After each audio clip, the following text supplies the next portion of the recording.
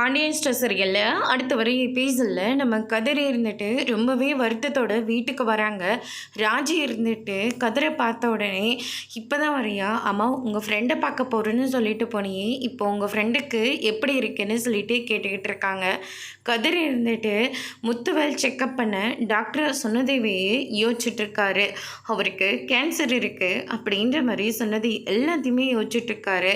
அதுக்கடுத்து தான் ராஜி இருந்துட்டு கதிர் என்ன யோசிச்சுட்ருக்க, நான் உங்ககிட்ட கேட்குறேன்ல பதில் பேசு அப்படின்ற மாதிரி கேட்ட உடனே என்னாச்சு ராஜி, என்ன கேட்ட நீ இப்போ அப்படின்னு சொல்லிட்டு கேட்கவும், இல்லை நீ உன் ஃப்ரெண்டை பார்க்க போனியே என்னாச்சு, எப்படி இருக்காரு அப்படின்னு சொல்லிட்டு கேட்குறாங்க.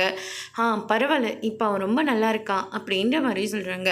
அதுக்கு ஏன் முகத்தை இப்படி வச்சிட்ருக்க, என்னாச்சு, இந்த விஷயத்த நீ சொன்னால் கண்டிப்பாக தாங்க மாட்டேன் ராஜி அப்படின்னு சொல்லிட்டு கதிர் ராஜிக்கிட்ட சொன்னால் என்னெல்லாம் நடக்குன்னு சொல்லி யோசிச்சு பார்க்குறாரு. ராஜி உங்கள் அப்பாவுக்கு கேன்சர் அப்படின்ற மாதிரி சொல்கிறாங்க. இதை கேட்டோன்னே ராஜி மயக்கம் போட்டு கீழே விழுந்துடுறாங்க. உடனே கதிர் போய் ராஜியை தண்ணி தெளித்து எழுப்பி விட்டுறாங்க. என்ன சொல்கிறேன், என் அப்பாவுக்கு கேன்சரா? ஆமாம், நான் ஃப்ரெண்டை பார்க்க போனேன்ல, அங்கே தான் உங்கள் அப்பா செக்கப்புக்காக வந்திருந்தார்.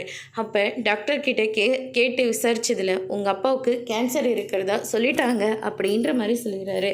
இதை கேட்டோன்னே ராஜி இருந்துட்டு உடனடியாக முத்துவேல்கிட்ட போயிட்டு ஹப் பண்ணி என்னை மன்னிச்சிடுங்கப்பா அப்படின்ற மாதிரி சொல்கிறாங்க.